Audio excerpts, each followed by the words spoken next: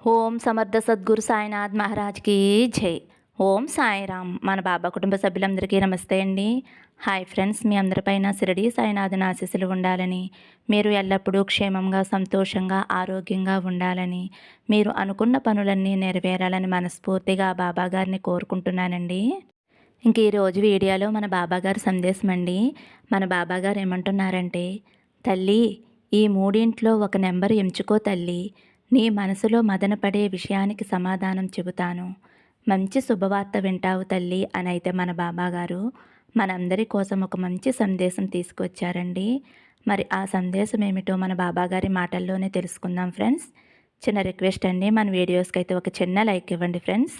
మొదటి నెంబరు తాకిన వారి గురించి ఏం చెబుతున్నారో బాబాగారి మాటల్లోనే విందాం ఫ్రెండ్స్.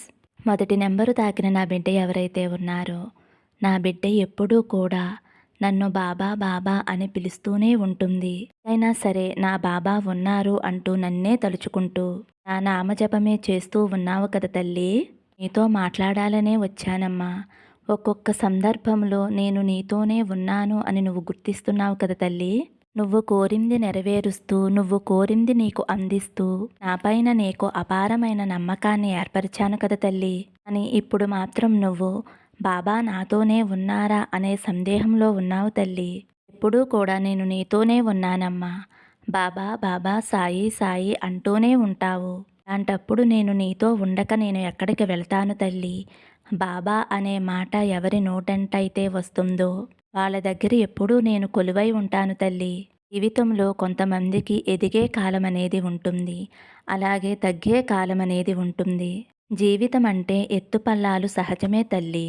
పైకి ఎదిగిన కాలంలో పైచేయిగా ఉంటావు. కాలఘట్టంలో నువ్వు భగవంతునికి దగ్గరగా ఉంటావు. సాయి తండ్రి అనుగ్రహంతో నువ్వు పూర్తిగా తెలుసుకుంటావు. నీ బాబా చేసే మంచి నీకు తర్వాత అర్థమవుతుంది తల్లి. కాల సమయంలో నువ్వు కోరిందంతా జరిగే తీరుతుందమ్మా. నువ్వు అడిగిందంతా కూడా తప్పకుండా నెరవేరుతుంది తల్లి. కానీ అదే విధంగా పైకి ఎక్కిన వాళ్ళు ఒక్కొక్కసారి కిందకి తగ్గాల్సిందే కదమ్మా. కాలం యొక్క ధర్మం తల్లి. సందర్భంలో నువ్వు భగవంతునికి కొంచెం దూరంగా ఉంటావు అంతేనమ్మా. ఒక్కొక్కసారి భగవంతునికి భక్తునికి మధ్యలో మాయ అనేది అడ్డుగా ఏర్పడుతుంది తల్లి. దానివల్లే కొంచెం దూరం అనేది ఏర్పడుతుందమ్మా. అలాంటి సందర్భాలలో ఎక్కువగా నా నామస్మరణ చేయి తల్లి. నాపై నమ్మకాన్ని నీకు ఎక్కువగా అందిస్తాను తల్లి. అప్పుడే ఈ మాయను దాటి నువ్వు భగవంతుడి దగ్గరికి రాగలుగుతావు తల్లి.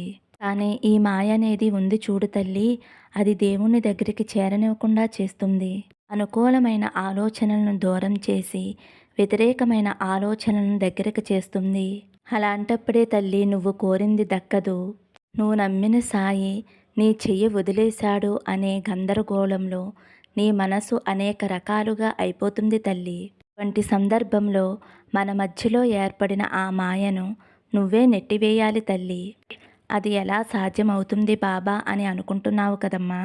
కేవలం భగవంతుని యొక్క నామస్మరణ వల్లే అవుతుంది తల్లి. మాయ నిన్ను ఏమీ చేయనివ్వదు, అన్నిటిలోనూ అడ్డుగా వస్తుంది. కాబట్టి నువ్వే మొండి ధైర్యంతోటి ముందుకి సాగాలి తల్లి.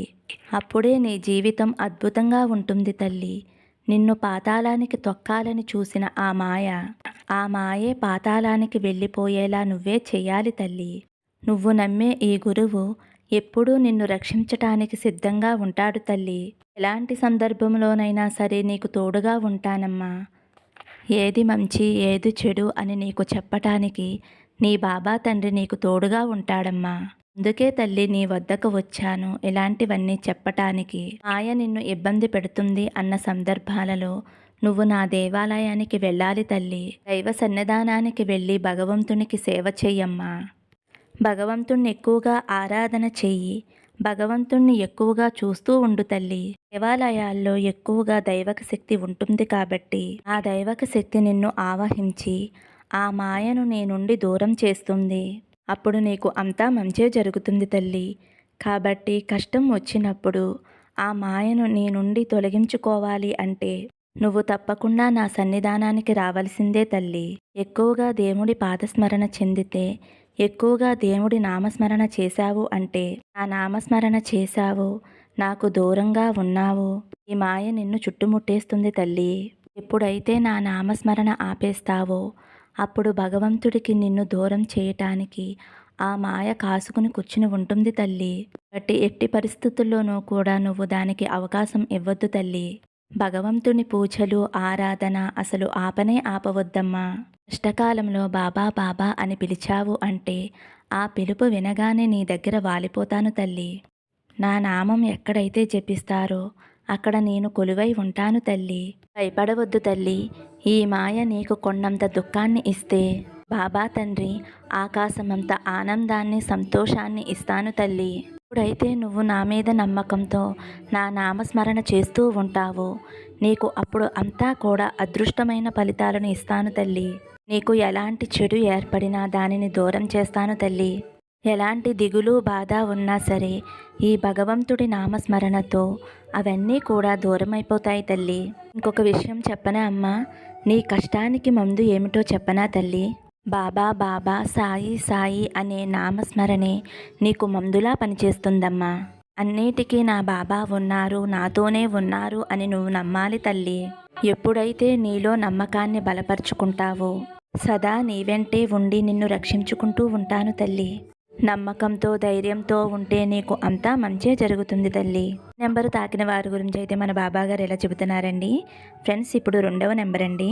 నెంబర్ తాకిన నా బిడ్డ ఎవరైతే ఉన్నారో తల్లి, అనవసరంగా ఆందోళన పడుతున్నావు, అనవసరంగా నువ్వు భయపడుతున్నావు తల్లి. వృధాగా చాలా టెన్షన్ పడుతున్నావు. ఇప్పుడు చెబుతున్నాను విను తల్లి. నువ్వు మదనపడే విషయం నీకు అనుకూలంగా జరుగుతుంది. నువ్వు అనుకున్న విధంగా మంచి ముగింపు అనేది వస్తుంది తల్లి. నువ్వు కోరింది నేను నెరవేరుస్తానమ్మా. నీ జీవితాన్ని తీర్చిదిద్దటానికే నీ బాబా తండ్రి ఉన్నాడు తల్లి. నిన్ను సంతోషంగా చూసుకోవటమే నీ తండ్రిగా నా బాధ్యత తల్లి. ఏదీ కూడా నన్ను అడగవలసిన పని లేదమ్మా. ఒక్కసారి నువ్వు నన్ను చూస్తే చాలు. ఆ చూపుల్లో 1000 మాటలు నాకు తెలుస్తాయి తల్లి. ఇప్పుడు ఈ క్షణం నేను నీతో మాట్లాడుతున్నాను తల్లి. ఎప్పుడు నువ్వు నన్ను పిలిచినా నీ దగ్గరికి వచ్చి నించుంటున్నాను తల్లి. నువ్వు అడిగే అన్ని ప్రశ్నలకు కూడా సమాధానం చెబుతూనే ఉంటాను. బిడ్డ, నువ్వే నా మాటలు వినలేకుండా ఉన్నావు, నన్ను గుర్తించలేకపోతున్నావు.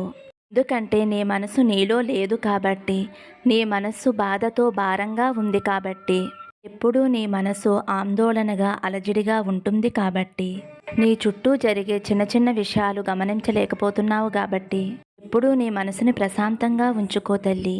ఏది చేసినా ప్రశాంతంగా చెయ్యమ్మా. ఏ పని చేసినప్పుడైనా సరే నా వల్ల కాదు అని అనుకోవద్దమ్మా. ఏ పనైనా, ఎటువంటి కోరికైనా సరే నా బాబా ఉన్నారు, నా బాబా అంతా చూసుకుంటారు అనే నమ్మకంతో ఉండు తల్లి. నా మీద నమ్మకంతో ఒక పనిని ఆరంభించావు అంటే ఆ పనిని మంచిగా జరిపించే బాధ్యత నాది తల్లి. ఎప్పుడూ కూడా ఒక చిన్న పొరపాటు చేస్తున్నావు తల్లి. తెలుసో తెలియకో తొందరపడి ఒక పని చేసేస్తావు. అది కాదు, నా వల్ల కాదు అన్న పక్షంలో నా దగ్గరికి పరిగెత్తుకుంటూ వస్తావు.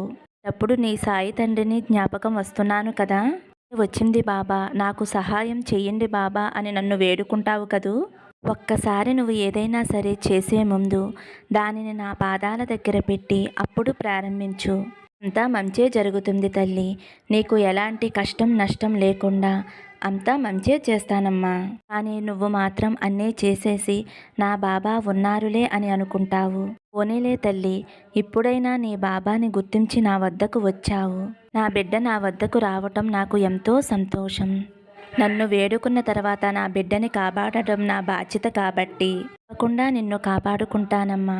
నేను నీ వెంటే ఉండి ప్రతి క్షణము కూడా నిన్ను గమనించుకుంటూ తప్పు ఒప్పులను సరిచేస్తానమ్మా. అనవసరంగా బాధపడి, దిగులు పడి ఏమి చేస్తావు చెప్పు? దిగులు అనేది నీ మనసును కట్టిపడివేసిన వల లాంటిది. ఆ వల నుంచి నువ్వు బయటికి రా తల్లి. నా అనుగ్రహం నీకు పూర్తిగా దొరుకుతుంది. ఆ అనుగ్రహం వల్ల నీకు అన్నీ సరైపోతాయి. బాబా, ఒక్కొక్కసారి నీకు చెప్పకుండా చిన్న చిన్న పొరపాట్లు చేసేస్తున్నాను. మరి మీ అనుగ్రహం నాకు దొరుకుతుందా బాబా అని నువ్వు అనుకోవద్దు తల్లి. నువ్వు నన్ను మొక్కటం ప్రారంభించి నువ్వు ఏది చేసినా సరే నాతో చెప్పి చేస్తే నా అనుగ్రహం నీకు తప్పకుండా ఉంటుంది తల్లి. నేను నీతోనే ఉంటాను. నా పాదాలను తాకిన నీకు నా దోషాలు ఉన్నా, పాపకర్మలు ఉన్నా అన్నీ తొలగిపోతాయి తల్లి. కుంగిపోవటానికి, దిగులు పడటానికి ఏమీ లేదు తల్లి. నువ్వు అనుకునే ఆ విషయం తప్పకుండా నిశ్చయంగా నెరవేరుతుంది తల్లి. నేను చెప్పే మాటలు విన్నావు అంటే నువ్వు నాతో మాట్లాడుతున్నావు అని అర్థం తల్లి. నీ మనసు నిండుగా ఆనంద కన్నీరు వస్తుంది. నీకు రాబోయే కాలం ఆనందంగా ఉంటుందమ్మా. ఇప్పుడు నీ మనసు కుదిరిపడిందా తల్లి? అన్ని విషయాలకి కూడా సమాధానం దొరికింది కదా తల్లి. నీ కోరిక నెరవేరుతుంది అనే నమ్మకం వచ్చిందా అమ్మా? ఇక నుంచి సంతోషంగా ఆనందంగా సకల సంపదలతో అష్టైశ్వర్యాలతో నీ కుటుంబంతో కలిసి సంతోషంగా ఉంటావు తల్లి. ప్రస్తుత పరిస్థితులు చూసి కలవరపడకు తల్లి. రాబోయే ఆనందకరమైన రోజులు గడపటానికి సిద్ధంగా ఉండమ్మా. నీ బాబా తండ్రి నీతో ఉండగా భయమెందుకమ్మా? నీకు అంతా మంచే జరుగుతుంది, ధైర్యంగా ఉండు తల్లి అని అయితే మన బాబా గారు 2వ నెంబర్ తాకిన వారి గురించి అయితే ఇలా చెబుతున్నారండి. ఇప్పుడు 3వ నెంబర్ అండి. 3వ నెంబర్ తాకిన నా బిడ్డ ఎవరైతే ఉన్నారో, బాబా నాకు అడుగడుగునా కూడా పరీక్షలేనా, ప్రతి క్షణము కూడా ఒక గండంగా గడుస్తుంది తండ్రి. ఎప్పుడు ఏ కోసానా కూడా నా జీవితంలో సంతోషం అనేది కనిపించటం లేదు తండ్రి. నాకు బ్రతుకు మీద ఆశ చచ్చిపోతుంది తండ్రి. కానీ మీరు చెప్పే సందేశాలు వింటే ఎప్పుడైనా ఏ క్షణంలోనైనా మంచి జరుగుతుందేమోనని మళ్ళీ చిన్న ఆశ చిగురుస్తుంది. కానీ కళ్ళు కాయలు కాసేలా ఎదురు చూసినా సరే నా జీవితంలో మార్పు అనేది రావటం లేదు తండ్రి. ఎవరికి నేను చిన్న అపకారం చేయకపోయినా సరే ప్రతి ఒక్కరికి నేను చెడ్డదాన్ని అయిపోతున్నాను. కారణం లేకుండా నన్ను అందరూ కూడా ఈర్ష్యపడుతున్నారు తండ్రి. ఈ బాధ నేను తట్టుకోలేకపోతున్నాను తండ్రి అని ఎంతగానో బాధపడుతున్నావు కదమ్మా. తల్లి, జీవితం చాలా విలువైనదమ్మా. ఎవరో నిన్ను చిన్నచూపు చూశారని, అవమానించారని, నిన్ను బాధ పెట్టారని బ్రతుకు మీద ఆశ వదులుకోవటం ఎంతవరకు కరెక్ట్ తల్లి? ఒక చిన్న విషయం చెప్తాను, గుర్తించుకో అమ్మా. విత్తనం మట్టిలో ఉండగానే చీమలు పురుగులు తినేయాలని చూస్తాయి. వాటిని తప్పించుకుని మొలకెత్తుతూ ఉంటే పక్షులు దాన్ని పసిగట్టి పొడిచి తినేయాలని చూస్తాయి. తర్వాత అది పెరుగుతూ ఉంటే పశువులు దానిని పట్టబోతాయి. అయినా అది తట్టుకుని ఎదిగి వృక్షంలా మారితే ఇంతకాలం దాని ఎదుగుదలను అడ్డుకున్న ఆ జీవులన్నీ దాని నీడలోనే తలదాచుకుంటాయి. అదేవిధంగా నీ ఎదుగుదలను చూసి ఈర్ష్యపడిన వారే నీ సాయం కోరుతారు. అప్పటి వరకు కావలసిందల్లా ఓపిక సహనం మాత్రమేనమ్మా. ఓపిక ఓటమి ఎరగదు, సహనంతో సాధించలేనిది ఏదీ లేదు తల్లి. నీవు కాస్త ఓపిక పట్టు చూడమ్మా. నీ జీవితం ఎంతో తీయగా ఉంటుంది. నువ్వు ఏమాత్రమో కూడా బాధపడవద్దు తల్లి. నీవు నన్ను నమ్ముకున్నావు. నీ జీవితాన్ని ఒక పూలవనంలా మారుస్తాను. నువ్వే చూడు, నువ్వే ఆశ్చర్యపోతావు తల్లి. నా మీద నమ్మకం ఉంచమ్మా.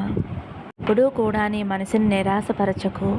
నాకు నా బాబా ఉన్నారు, నాకు సాయం చేస్తారు అనే నమ్మకంతో ఉండు తల్లి. నీకు అన్నీ మంచి రోజులేనమ్మా. నువ్వు అన్నీ కూడా శుభాలు చూస్తావు, శుభాలు జరుగుతాయి. నీ కుటుంబంతో కలిసి సంతోషంగా ఉంటావమ్మా. నువ్వు కోరుకున్నట్లుగానే మీ కుటుంబం ఎంతో వృద్ధిలోకి వస్తుంది తల్లి. కాబట్టి నా మీద నమ్మకంతో ధైర్యంగా ఎదురుచూడు తల్లి. వచ్చే మంచి రోజులను ఆహ్వానించు. ఫ్రెండ్స్, 3వ నెంబర్ తాకిన వారి గురించి అయితే మన బాబాగారు ఎలా చెబుతున్నారండి. మరి మన బాబాగారు అయితే ఈరోజు మంచి సందేశం అందించారండి. మరి మన బాబాగారు అందించిన ఈ సందేశం మీ అందరికీ కూడా నచ్చింది అనుకుంటున్నాను ఫ్రెండ్స్. నచ్చితే ఒక చిన్న లైక్ ఇవ్వండి. అలాగే ఫస్ట్ టైం చూసేవారైతే మన బాబా భక్తి ఛానల్ తప్పకుండా సబ్స్క్రైబ్ చేసుకుని సపోర్ట్ చేయండి. సర్వే జన సుఖినో భవంతు. సమస్తం సద్గురు సాయినాథార్పణమస్తు. శుభం భవతు. జై సాయిరామ్.